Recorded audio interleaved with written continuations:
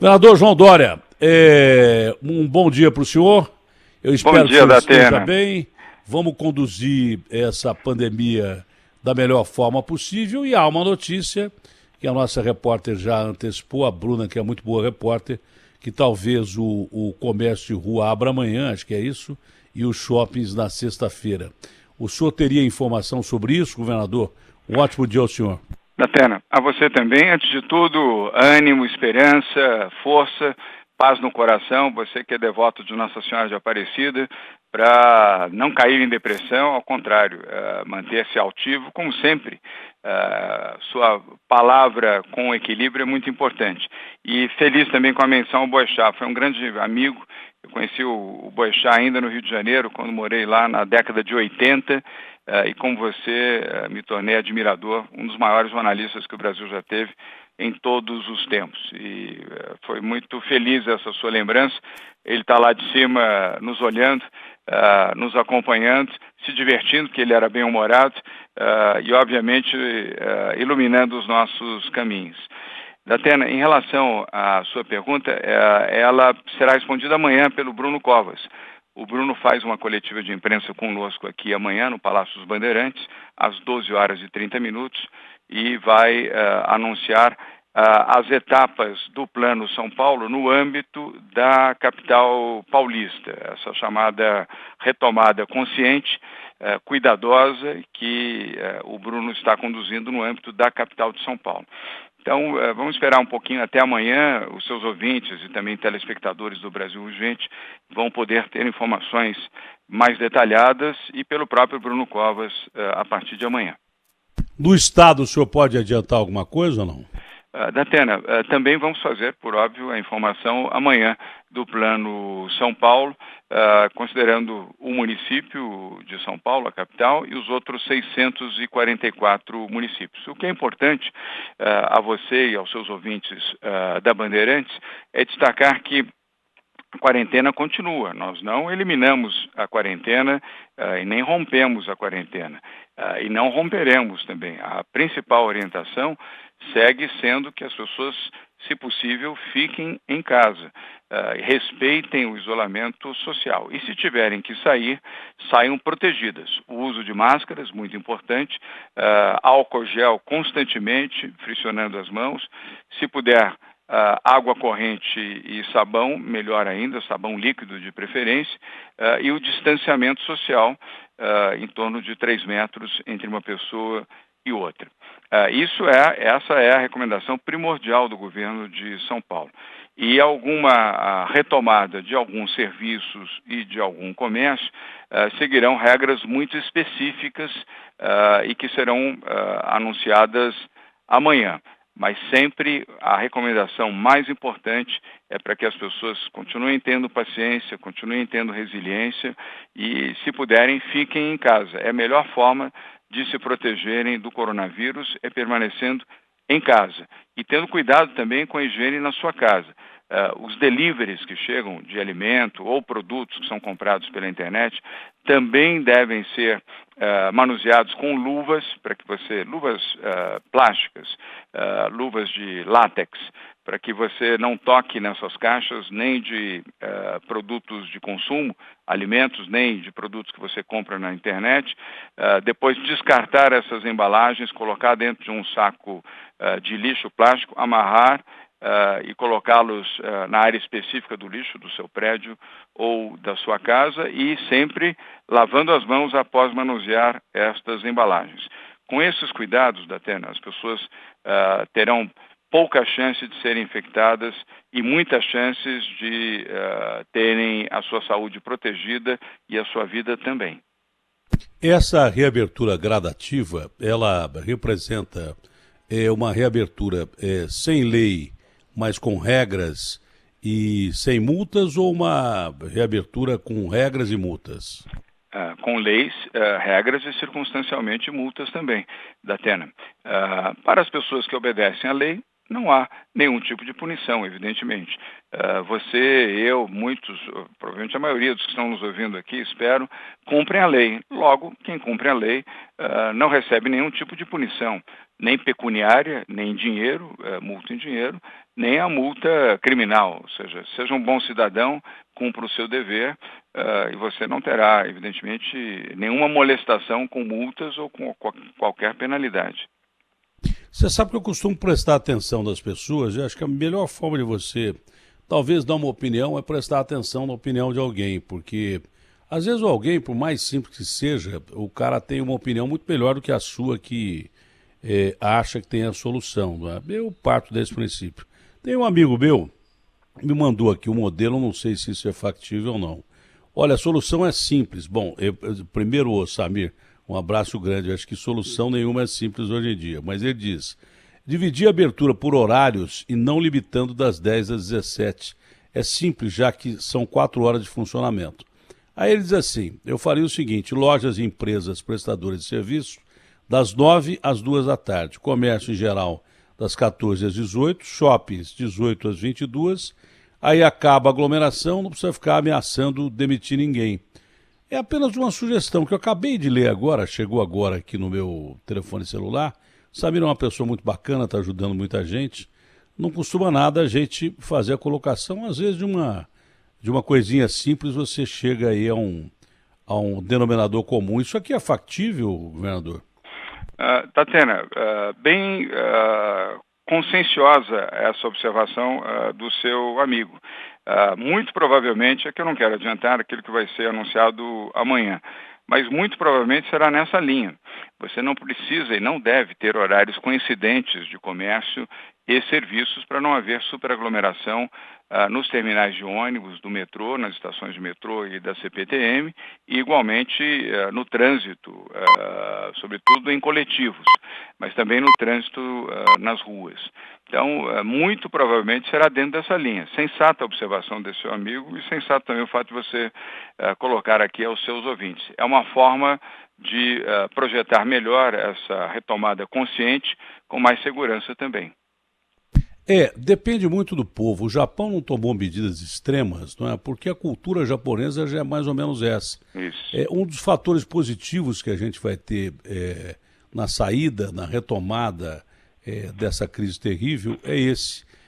O Brasil vai ficar um país mais afeito à higiene, que dificilmente a gente tirou nota 10 nesse quesito, mesmo porque a gente nunca teve acesso direto a informações de higiene, agora precisa ter, é fundamental, né? Limpar as mãos, sempre lavar as mãos. O distanciamento em caso de qualquer gripe, não precisa ser pandemia, é fundamental. Você usar máscara não é para ser contaminado, mas para não contaminar alguém, é parte da cultura asiática. Eu acho que, nesse aspecto, o brasileiro está aprendendo a conviver com alguma coisa que vai ser muito importante, porque eu acho que essas epidemias, primeiro, que depois viram pandemias, serão mais frequentes daqui para frente. Então, acho que o povo brasileiro vai sair melhor preparado para isso. O senhor não acha, governador? Acho sim, concordo integralmente com essa sua observação.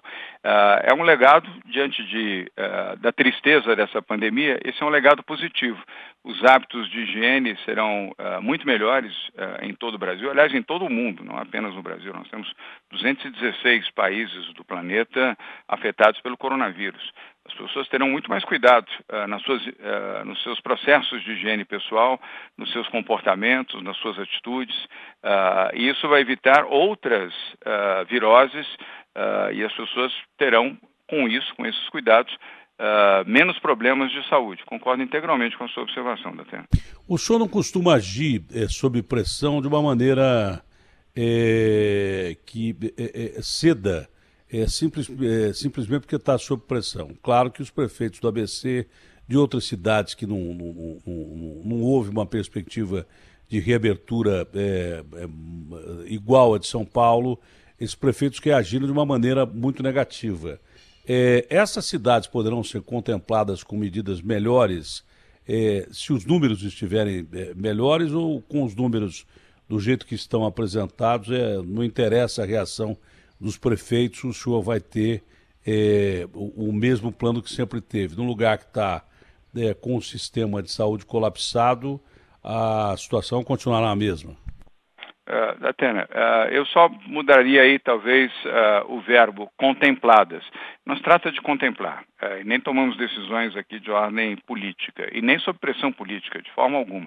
Você já me conhece há mais de uma década, aliás, há 2 décadas pelo menos, sabe que eu não reajo diante de pressões, exceto o de reagir às pressões. Então, pressão não funciona aqui. Agora, dados, informações, sim. E quem analisa isso é o Comitê de Saúde. São 19 membros. Ele foi constituído pelo Dr. Davi Wipp no dia 26 de fevereiro, inicialmente com 10 membros. Hoje tem 19 membros, incluindo o Dr. Davi Wipp. Ele hoje não coordena mais o comitê. A cada 15 dias temos um coordenador. Um dos membros do comitê assume a coordenação geral e temos um coordenador executivo. E que anunciamos, você deu essa notícia inclusive no Brasil Urgente, que é o João Gabardo, que foi secretário executivo do Ministério da Saúde com o então ministro Luiz Henrique Mandetta. Então, havendo números que permitam essa flexibilização e a retomada consciente em alguns municípios, esses números validados pela saúde é que serão o passo para essa retomada consciente. Não é uma decisão do governador, é uma decisão do Comitê de Saúde do Estado de São Paulo. O secretário municipal Edson Aparecido, até para minha surpresa, não era nem esse o assunto, diz que a situação já é mais grave no interior do que na cidade de São Paulo. É verdade isso? Em algumas cidades, em algumas regiões, não em todas elas, mas em algumas sim. Há algumas regiões que foram menos afetadas, outras onde prefeitos tomaram iniciativas muito corretas do isolamento social, seguiram a orientação do governo do Estado, então eu diria, não é uma verdade absoluta. Hoje nós temos, aí isso é importante para você, os ouvintes, o índice de ocupação das UTIs no Estado de São Paulo é de 67,5%. No Estado. Na Grande São Paulo é 75,5%. E vem caindo, dia a dia vem caindo. Essa é uma boa notícia até para os seus ouvintes. Por que vem caindo? Primeiro porque nós estamos aumentando o número de leitos. O que eu não entendo é isso aí. Eu não entendo esse negócio, eu estava até perplexo. Eu falei, se está morrendo mais gente, como é que as UTIs estão mais aliviadas? Eu queria entender essa equação. Porque nós estamos colocando mais unidades de UTI, ou seja, mais respiradores, mais UTI. Cada respirador é uma UTI. Então, você viu até, eu mandei para você no domingo à noite, nós recebemos mais 750 respiradores neste final de semana da Turquia. Começaram a ser distribuídos nos hospitais municipais e estaduais ontem. Hoje já todos eles estarão distribuídos até às 19 horas e cada um, quando chega no hospital, ele já chega em condição de funcionamento imediato. Porque no Hospital das Clínicas, onde todos eles são encaminhados, eles são desembalados, testados, calibrados, higienizados, reembalados. Isso é importante. Isso é importante. Eu posso ajudar só com uma parte? Eu posso te ajudar? Claro. Você vai responder uma pergunta muito importante agora. Claro. Por que as pessoas estão vendo o mundo inteiro reabrir? Você vê a França reabrir, vê a Itália reabrir, vê os países que passaram pelo pior reabrirem. Aqui, as pessoas têm que tomar consciência que nós estamos indo para o momento pior da doença. Se o sistema está menos colapsado, não é porque está morrendo mais gente. O que eu entendi agora é que nós estamos tratando do sistema de saúde, que vai receber as pessoas que estão contaminadas a partir de agora, em estado clínico variado, não é? O nosso sistema de saúde está melhor preparado para receber as pessoas, por isso a reabertura. Porque muita gente pergunta, por que vai reabrir quando está morrendo mais gente? Então é que o sistema de saúde está sendo tratado para receber as pessoas, só que a doença continua grave, a doença continua se espalhando e se não tomar cuidado a gente tem a chamada segunda onda, o agravamento ainda da primeira onda que não acabou.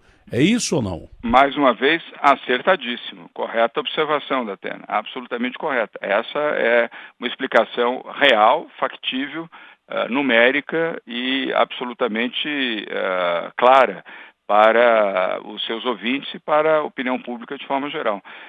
E é por isso que São Paulo tem a sua operação completamente sob controle. Aqui nós não tivemos, não temos e não teremos nenhum colapso na saúde pública, porque nos preparamos com antecedência, através dos hospitais públicos e estaduais, o sistema de saúde pública, o SUS, e os hospitais municipais, sob administração de prefeitos, para garantir o atendimento. Nenhum paciente ficou sem atendimento em São Paulo, seja nos hospitais de campanha, seja nos hospitais municipais e estaduais, e nenhum deixará de ser atendido nos próximos meses. O sistema está absolutamente bem regulado. Por isso, até ao dar esse número de ocupação de 67,5% nos leitos no estado de São Paulo, é um fato bastante louvável. Não estou querendo aqui colocar méritos a nós, mas louvável do ponto de vista que há estados brasileiros onde a ocupação é 92, 93, 94. Ontem vi na televisão matéria de um estado brasileiro onde a sua capital tinha 100% dos leitos ocupados. Portanto, se tivesse qualquer paciente com necessidade de ocupação do leito, caberia ao médico nesse estado, nessa capital, lá na região norte do país, optar quem vai viver e quem não vai viver. Aqui em São Paulo, essa circunstância não houve, não há e não haverá, Datena. Olha, eu nunca vi o Bruno bravo. O Bruno é um cara firme, sempre foi, né, como o avô dele. O avô era estouradão, né? Mas eu nunca vi o Bruno bravo. Mas ontem eu cheguei a ver o Bruno próximo disso, quando ele fez uma afirmação que se o secretário Caram não fizesse cumprir a medida de que os ônibus trafegassem com pessoas sentadas e sem lotação, com pessoas em pé, sem lotação máxima, o secretário na segunda seria outra. Bom, se eu sou o Caram, eu já pedi o boné na hora, porque o cara, quando ele fala com tranquilidade e tal, mas fala firme, é de assustar. E ontem o Bruno chegou a assustar, pelo menos o Caram deve ter ficado assustado. O senhor acha factível, já que o secretário Baldin falou que é impossível, isso no transporte estadual é impossível você trafegar sem pessoas em pé.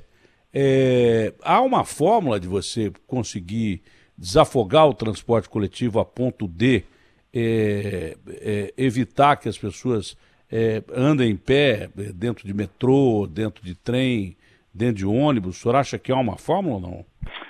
Difícil, Datena, sinceramente difícil. Eu entendo que nós podemos ter menos pessoas na ocupação de trens de metrô, os trens da CPTM, os ônibus intermunicipais, os ônibus na capital de São Paulo, para evitar pessoas muito próximas umas das outras. Mas ter o transporte público com pessoas apenas sentadas, neste momento, vejo com pouca possibilidade. E compreendo a irritação do prefeito Bruno Covas, e como você até me surpreendi. O Bruno é muito sereno, e bem-humorado também, mas ele ficou aborrecido com esta informação do seu secretário. Imagino que já tenham superado isso no dia de hoje. Esse fato que você revelou ocorreu ontem. Espero que tenham superado isso. Mas razão pela qual, mais uma vez, as pessoas devem utilizar máscaras no transporte coletivo. Se puderem usar luvas, melhor. As luvas de látex, hoje já temos essas luvas de material plástico mais simples, mas que protegem também, para que você, ao utilizar as empunhadeiras ou as barras de segurança no transporte coletivo, não coloque em contato com a sua mão e, obviamente, leve o seu tubo de álcool gel junto com você ao sair do transporte coletivo. Se você não estiver de luvas, use o álcool gel. São medidas de proteção individual que ajudam a manter a saúde das pessoas, Datena. Quem não conseguiu pagar imposto, né, porque estava fechado e não conseguiu trabalhar e está sendo cobrado na justiça, pode ter algum plano, algum refresco por parte do Estado em termos de pagamento de ajuste fiscal? Porque o cara acha que não pagou, quem não pagou acho que não pôde pagar mesmo. Existe alguma perspectiva para parcelar isso, para ajudar essas pessoas que não conseguiram ganhar o suficiente para pagar os seus impostos? Em nível estadual, existe uma possibilidade disso? Não estou dizendo não cobrar, mas pelo menos escalonar, alguma coisa assim. Primeiro, as pessoas de baixa renda e as pessoas, infelizmente, desempregadas e em situação de pobreza já não terão corte de gás, corte de água e corte de luz por intervenção do governo do Estado de São Paulo. São serviços concessionados, mas não terão o seu corte até o final do mês de julho, dadas as circunstâncias da pandemia.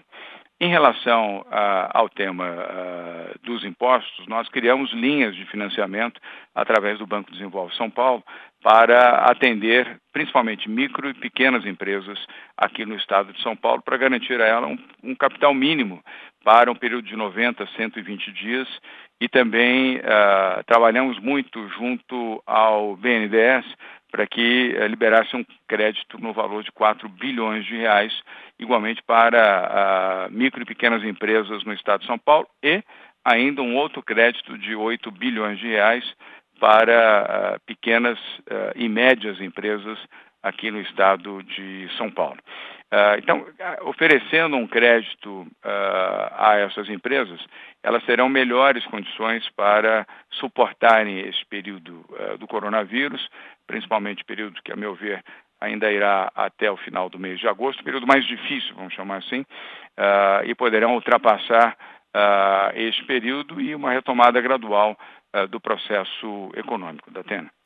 Bom, dá um abraço das meninas bravas da sua assessoria aí e no nosso querido Wilsinho. Hoje é aniversário dele, inclusive, Datena. Do Wilson? Hoje é aniversário do Wilson. Então eu vou ligar para ele mais tarde para dar os parabéns, que é um amigo muito bacana. Ele vai ficar muito feliz. Legal.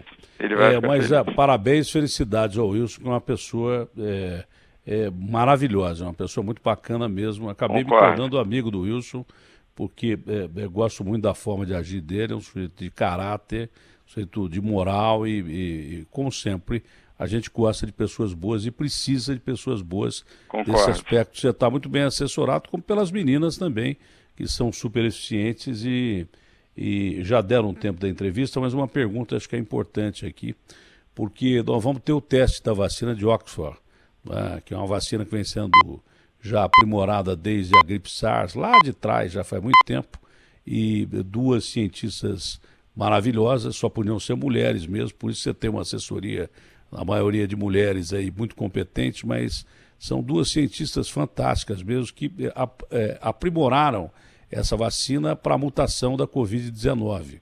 Essa vacina pode ser financiada pelo Estado de São Paulo, ela vai ser aplicada em teste aqui e sendo colocada em linha de produção. O Brasil, o Butantan, pode produzir essa vacina, ela pode ser financiada ou subsidiada pelo governo de São Paulo, governador? Já há esse entendimento com laboratórios ingleses através do Instituto Butantan, Datena. Boa pergunta essa, mostra que você está bem informado. Hoje, até provavelmente na coletiva de hoje, terça-feira, o presidente do Instituto Butantan, Dr. Dimas Covas, talvez revele isso publicamente na coletiva de imprensa às 12 horas e 30 minutos. Portanto, mostra o seu grau de conhecimento e de boa informação. O Instituto Butantan tem renome internacional, é um dos maiores fabricantes de vacina do mundo, uma referência de qualidade respeitadíssima em todo o planeta, mantém acordos com laboratórios japoneses, europeus, americanos e também chineses, e tem uma excelência do ponto de vista de qualidade na análise, pesquisa e produção de vacinas. Então, muito provavelmente isso ocorrerá, e no caso de São Paulo, será com o Instituto Butantan, Datena. Governador, um ótimo dia e que Deus proteja o senhor e a todos nós, porque realmente o Brasil precisa, são ótimas notícias, já fiquei um pouquinho mais animado em saber que apesar da doença estar subindo para o seu pico, está levando mais vidas todos os dias. A nossa tristeza é geral porque chora a família dos outros, muitos chorando a própria família. A gente sente uma dor coletiva, é claro que sente uma dor coletiva, é por isso mesmo que de vez em quando a gente amanhece desse jeito, porque parece que a gente vai dormir num pesadelo, dorme com um pesadelo e acorda num pesadelo. Mas aqui acredita em Deus, o caminho fica mais fácil. Quem não acredita, que acredite na ciência, a gente também respeita, mas Deus vai nos ajudar. Eu sou temente a Deus, sou realmente muito crente em Deus, eu sou devoto mesmo de Nossa Senhora Aparecida e acho que a gente vai encontrar o caminho através de Deus iluminando a ciência. Essa é a perspectiva. Foram boas notícias, gostei da entrevista, foi muito tranquila, muito boa, e é melhor conversar desse jeito do que ficar brigando e tendo discussão. Eu acho que o caminho é a gente procurar o caminho para a maioria da população brasileira, que é de gente de bem. O Brasil é o país mais rico do mundo em todos os sentidos, em produção de tudo que você pode imaginar, agronegócio, minério, água doce, selva, tem tudo de bom aqui, que nenhum país tem o que a gente tem, mas o que a gente tem de melhor, nenhum país tem também, com todo respeito a todos os povos do mundo. Somos todos irmãos, não há fronteiras, principalmente numa pandemia, mas o que o Brasil tem de melhor é o brasileiro. Abraço grande e um ótimo dia ao senhor. Datena, feliz também de ver você melhor agora ao final da entrevista do que na abertura dela. Você estando bem, todos nós ficamos bem. Muito obrigado pela oportunidade, Datena. Aos nossos ouvintes, os seus ouvintes que seguem você com muita fidelidade, por favor, sigam em casa se puderem, se protegendo. Ao sair, não deixem de utilizar as suas máscaras, por favor. Se puderem usar luvas, usem também. E não tendo a possibilidade de usar luvas, lave as mãos constantemente ou use álcool gel. Datena, um abraço muito carinhoso para você, sob a proteção de Nossa Senhora de Aparecida, a nossa santa protetora. Bom dia, um grande dia ao senhor, uma ótima semana a todos os paulistas, paulistanos e brasileiros. Muito obrigado pela entrevista, um abraço grande. Dê um abraço apertado, já que eu não vou ter oportunidade, no Ilcinho, tá bom? Um abraço grande. Farei isso. Um abração para você, Datena.